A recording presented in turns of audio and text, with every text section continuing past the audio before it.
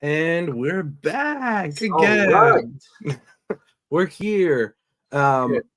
If I look a little under the weather, it's because I am a little under the weather. I have never been sick so frequently as I have in the last year. I feel like it's every month now I get something.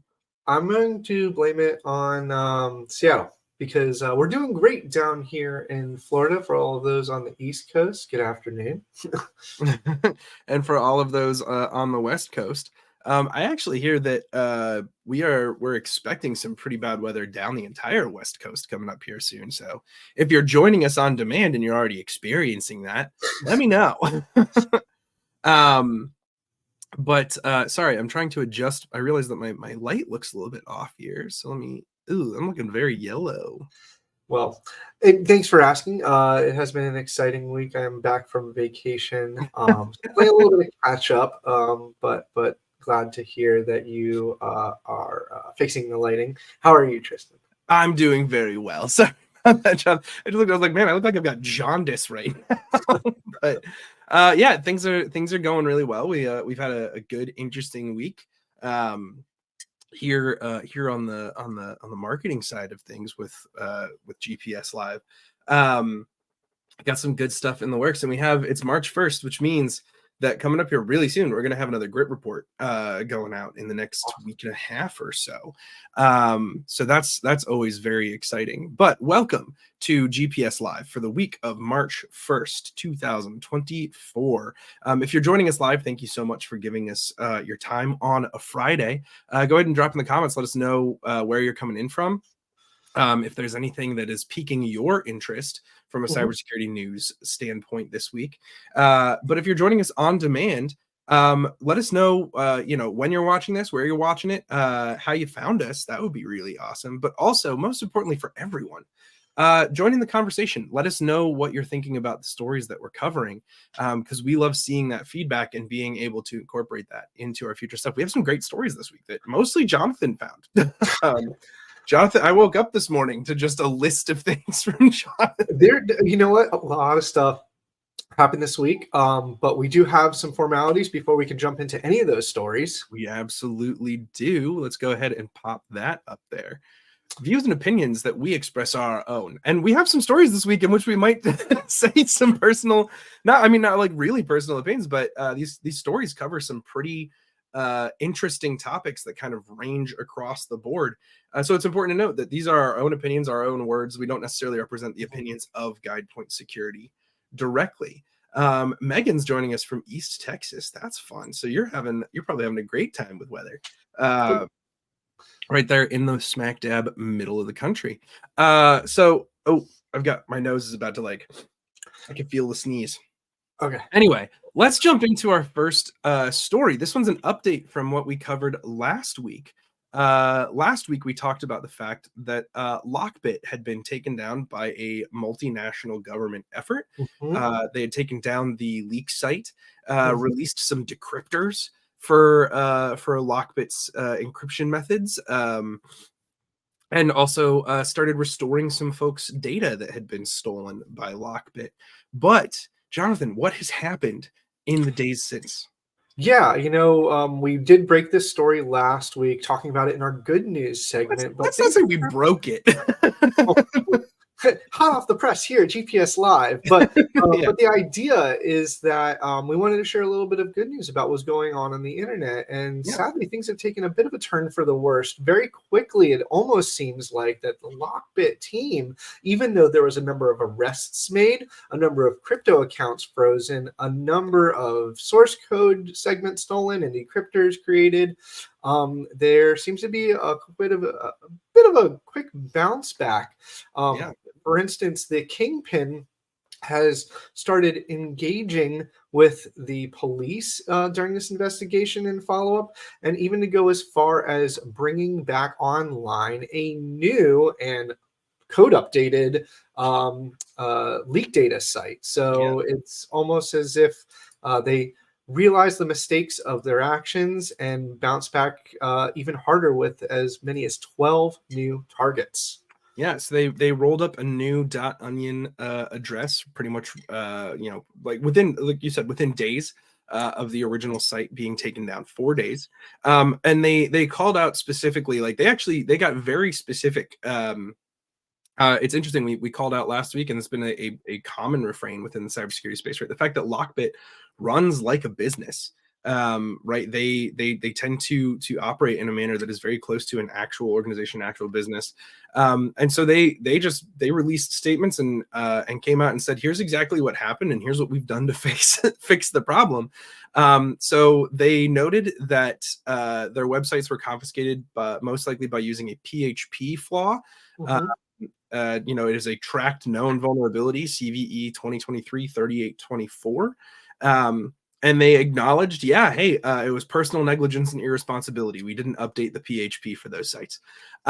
So they immediately came out and said, here's exactly what we did, what happened. And then they talked about how they updated it. And they were very frank about, here's how we're getting ourselves back up. But they also made some claims about the reasons why they might have been targeted for this takedown. So what did they say, Jonathan? Yeah, so there's a whole bunch of things going on here. One of the things that I kind of want to sidestep into, though, is how they've taken it up a notch. Initially, a lot of different victims coming from the Lockbit ransomware website, or a variety of different companies across the internet. But things have kind of taken it a little bit even furthermore, a turn for the worse. In fact, they're targeting different government agencies across the United States, mostly looking at places like Fulton County, Georgia, which, if you've had your eye on the news at all lately, is quite a heated place regarding some cases. But furthermore, to even say that the FBI itself is hacked, and to go on further and to kind of get involved in something a little bit more political. You were using a term before the show, right, Tristan? We were talking about how this isn't just ransomware anymore, right? No, they it seems like they're going on almost a payback campaign, right? Calling for more attacking against the .gov sector, and then sorry, I lost my place just a little bit there in my notes. They're calling for more attacks against the .gov sector, and like you said, right, Fulton County specifically was attacked earlier. I believe, was it last year? No, it was just this year. It was in January. Yep. Man, time flies. And saying that, hey, there was a lot of sensitive documents stolen there that could influence upcoming elections. And so they're moving it like these moves take them now out of just ransomware plays and almost into like state actor, right? Like this is now becoming this is now becoming more the efforts of what you would see from a nation state acting in these ways. And I am not claiming by any means that Lockbit is nation state, right? That's not something. They're a large affiliate network, but by calling for direct attacks against .gov, and by directly saying like, yeah, we had information that could influence elections, they are, I think, squarely putting a target on their back as a priority, much like a state actor would be. Yeah, it's definitely something to keep our eyes out for. Now, there is a lot of discussion regarding some of the new targets that have been posted on their website. In addition to that, the members of the organization are claiming to still be in full operation. They're claiming to still be going after different organizations, and they've also stepped up and said that there will not be next attack, and that the FBI will not be able to get a single decryptor for free. So they're taking this very seriously. Yeah, they're changing their operations. They're no longer going to offer free trial decryptors. They are not going to be, they're going to be upping the security, quote unquote, of their encryption methods. So this has changed a lot of the way that they're going to operate moving forward. It'll be interesting to watch this as it evolves, because I'm sure that we're actually going to see this kind of become more of a back and forth, right, between not just the U.S. government, but all the other governments that were involved, and Lockbit themselves. Yeah. Well, this does give us an opportunity for an interesting segue from domain takedowns to how about domain takeovers. There we go. We're Domain back at it. takedown. Yeah. Wow, man, that was almost magical. I got chills. Yeah. So this next story coming to us from Bleeping Computer focuses on a new technical attack called subdomailing. And what's happening here is a number of different organizations have had components of their domains known as subdomains, or that thing before the .coms other thing, right? So maybe mysite.xyz.com, right? So there's that subdomain, and all this kind of chains together.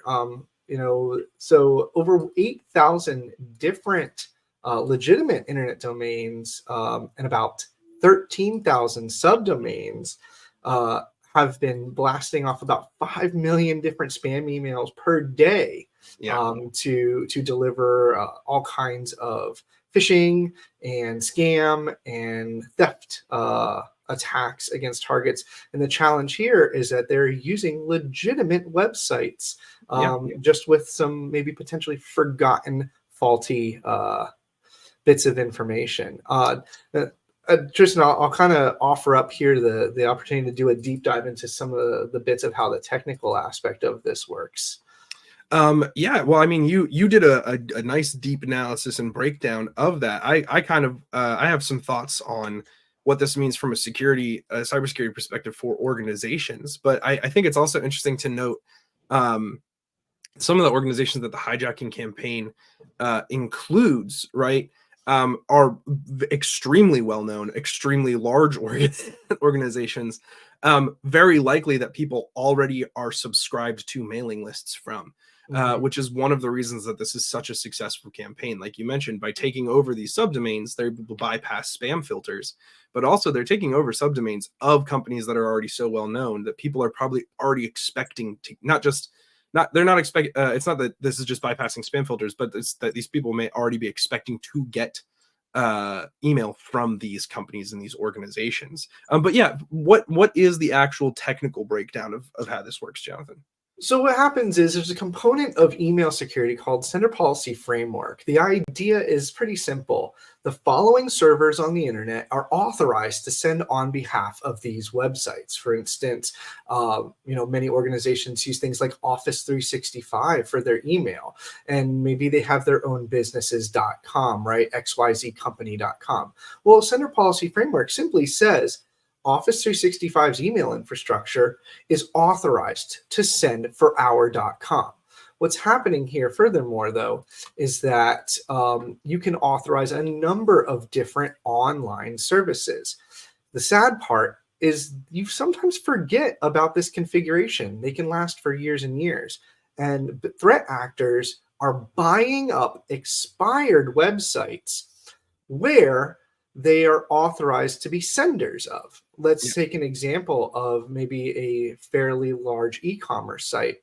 If it has an SPF record that indicates an outside party is also an authorized sender, and that outside party's website expires, somebody else can come in and buy it up, and now they can start sending on behalf of that big e-commerce site.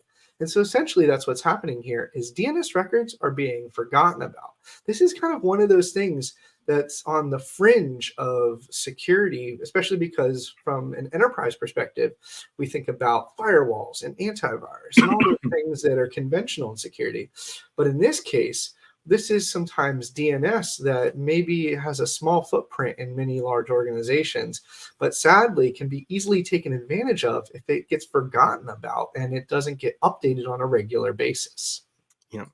And from a technical standpoint, right, to simplify it down, right, company spins up subdomain for their website, forgets about it, domain expires, and then this organization or these people doing this sweep in and buy up these subdomains, and because there is already existing trust within email infrastructure, they are allowed to send emails as that company.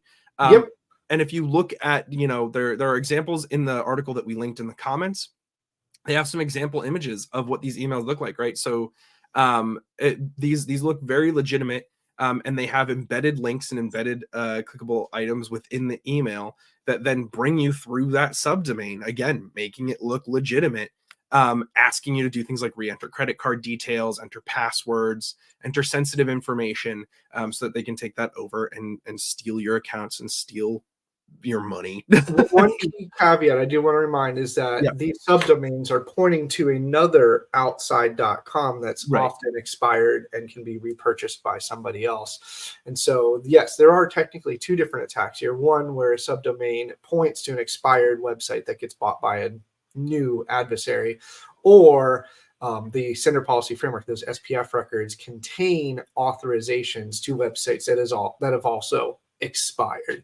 Both of these are legitimate attacks that are actively being used. As I mentioned, 5 million, emails going out across, over 10,000 different domains these days. So this is something that's active. This is something that's kind of difficult to thwart against, because it's entirely based on trust, and it's trust on the holder. Now, not anybody can just go and change your DNS records, right? That's a lot more difficult. Right. The problem here is that they're often just ignored and forgotten about, because your organization tends to have a large online footprint across many different portals, .coms, websites, subdomains, and all that other fun stuff. So, and these look like, honestly, I think what's interesting about it is these look like the types of emails that, if you are security conscious, would flag under any other circumstance, right?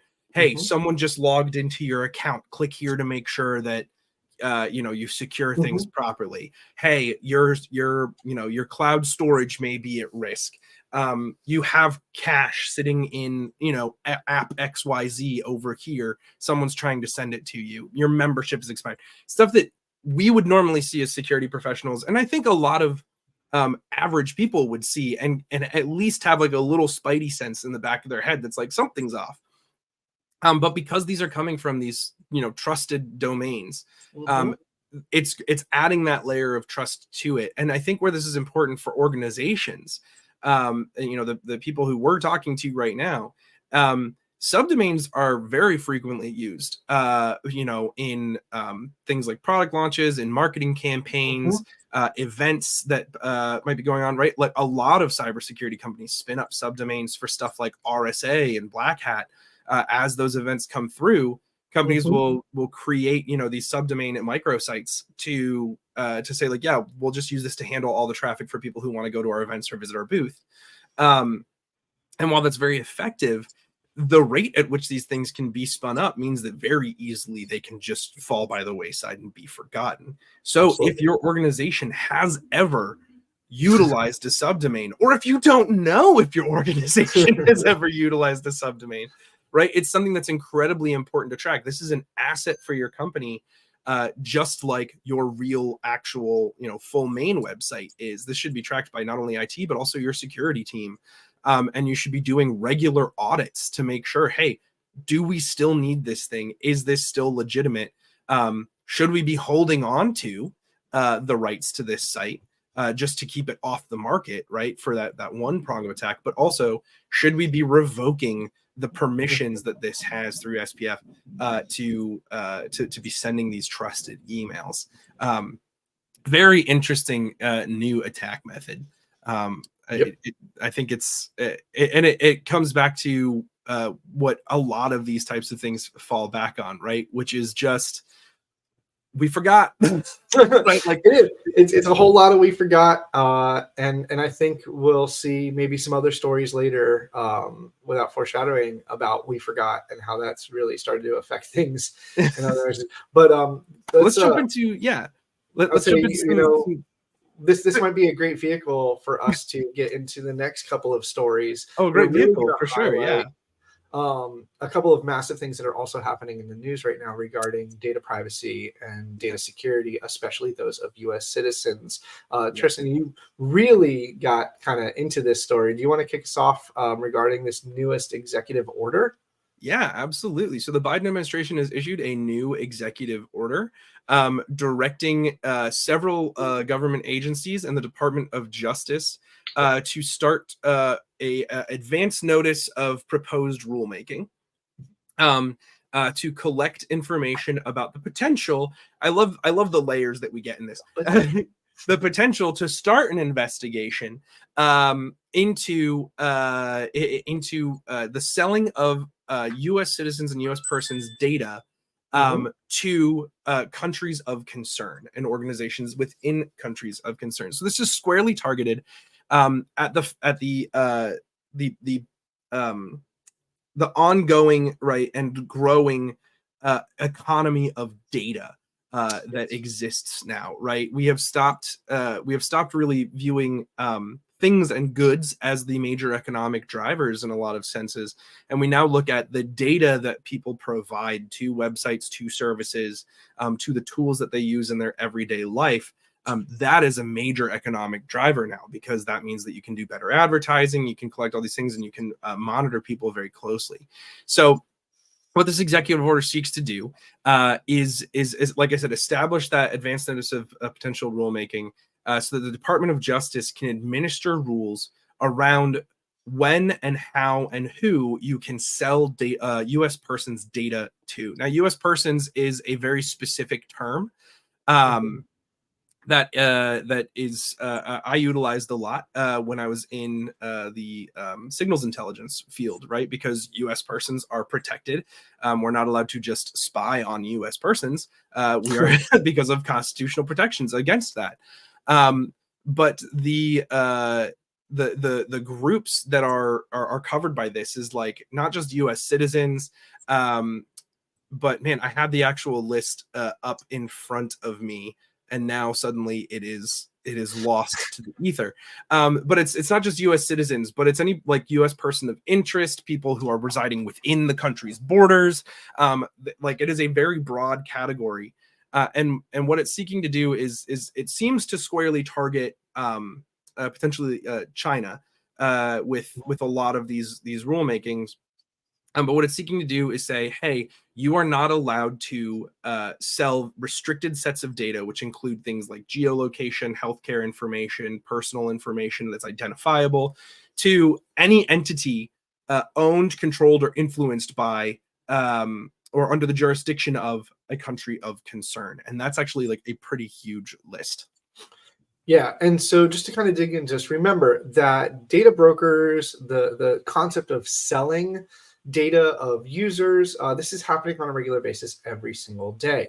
Don't forget, we talked about this in a story, I believe it was last week, right? Where if you are, if it's free, you're the product, and so when these things are often legally sold and then furthermore even resold through data brokers, they make their way into hands of a lot of advertisers, but also a lot of data-centric companies. Now, right, we're talking about the direct transaction between data that is classified as American citizen and within this territory, and being handed directly to a country or a company within a country that is considered we'll just say unsafe for this, and has been kind of chosen by the government. Now, this doesn't necessarily mean it's going to stop the idea of maybe circumventing through a third party in another country too. Right. You know, like you said, China is namely called out here. But if this data were to be transferred and or sold to a third party, maybe in Europe, maybe in South America, which then has a further relationship to be resold to China, this is, you know, there are still opportunities for this to be pushed around. This is a good first step because it is directly leading to a number of other effects and influences that we're about to talk about here shortly in our next story.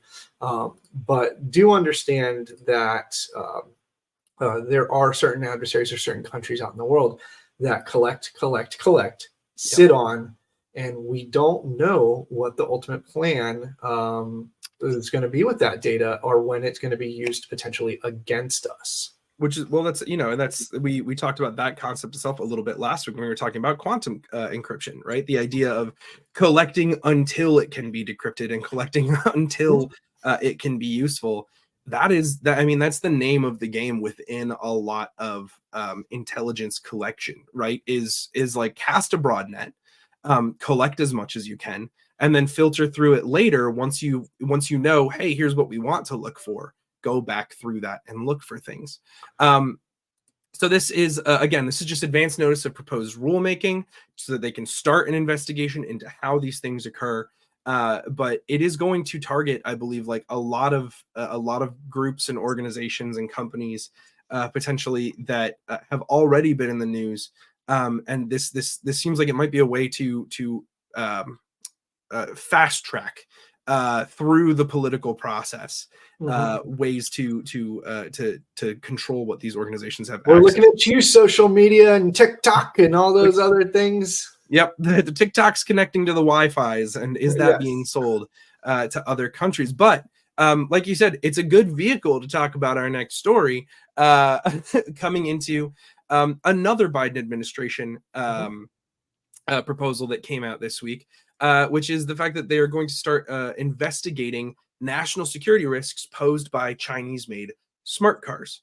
And this is actually very huge. Now, we've talked about a story a couple months ago already about the amount of data that vehicles are now collecting about consumers, and the fact that the agreements that you are signing when you buy these vehicles and agree to use these services not only give them full access to this data, but basically say anyone who enters your car by default agrees to this agreement as well.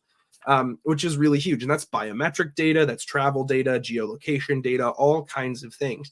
And so recently, as the electric vehicle and alternative fuel vehicle market is gaining more ground, Chinese automakers have really started making a huge dent. And there were a couple, Jonathan, that you called out explicitly. Yeah, for those that only play in the domestic car market, there are a number of very large, and I'm talking bigger than Tesla brands coming out of China these days. BYD is an example of one of them.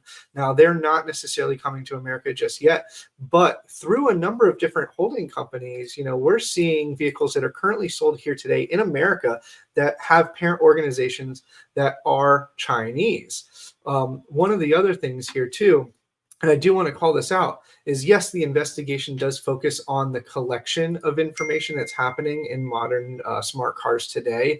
Pretty much every car that you look at, everything that you drive in the most last couple of years is a computer. I'm sorry, but we don't have mechanical engines anymore. It's all firing on ones and zeros instead of some kind of rotary distributor cap.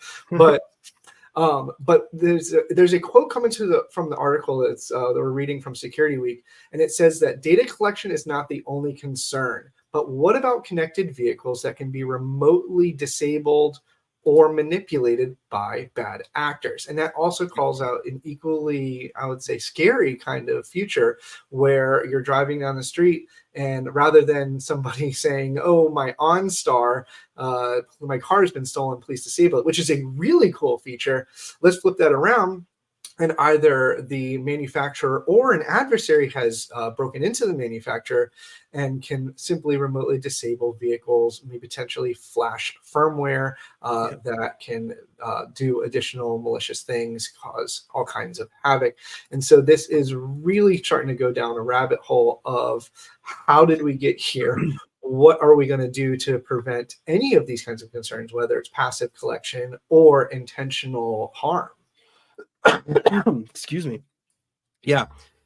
So this is an interesting development, especially as we mentioned earlier, the Chinese auto market has been rapidly expanding and taking over large swaths in other regions of the automotive market as a whole. And even as someone who works on cars for fun and has car projects and enjoys just like tinkering around, I see a lot of social media and YouTube videos about people who are buying these cheap Chinese cars that cost $2,000, $3,000, paying the $5,000 import tariff and still being like, yeah, but I have a fully functioning electric vehicle for $8,000.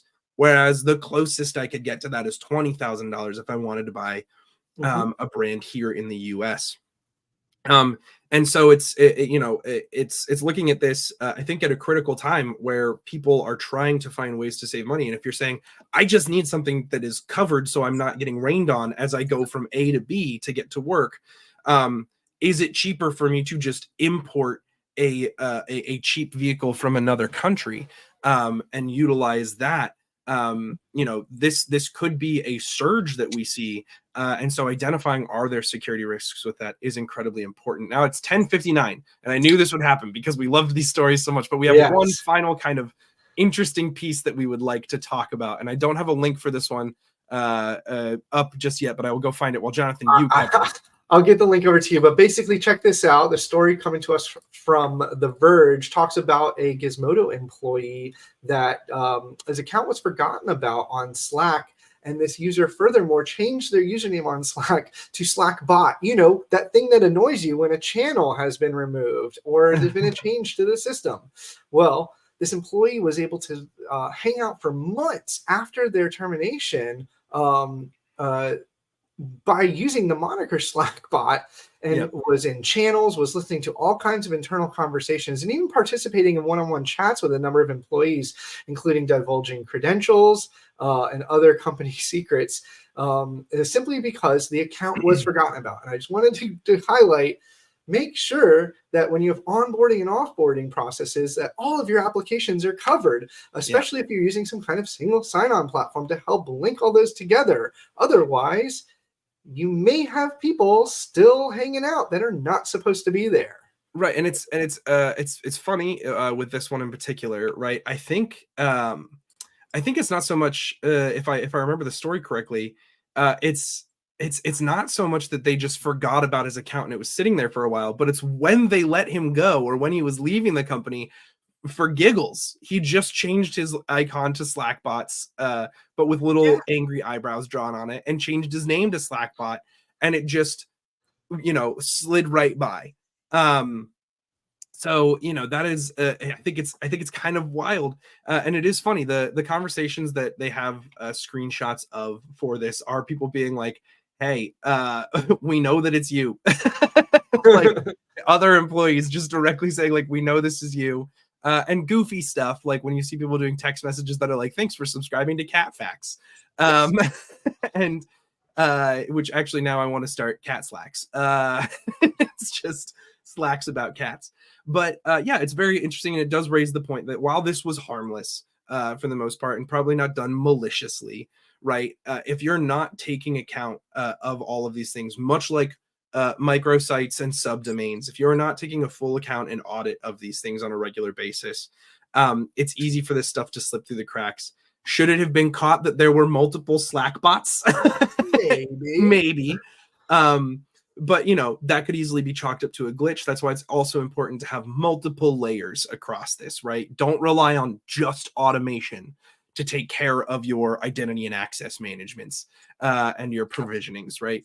Always go back and do a double check and audit monthly, weekly, whatever you need to say, is this operating properly? Did it catch everything it needed to? And with that wraps us up.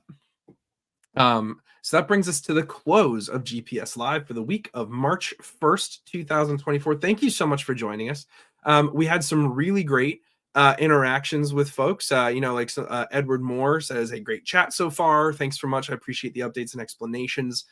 This is the kind of stuff that we're looking for, right? We love to know that you guys are gaining value from this, that we're covering the kinds of stories that you want to see. So if you're watching this on demand, again, let us know what you thought about these stories, and let us know what stories have caught your eye this week so far. We go back, we check those comments. We want to see, are we covering the things that are relevant to folks? But until next week, I have been and will continue to be Tristan Morris. And I am Jonathan Singer. And we will catch you all next time. Thanks so much, folks.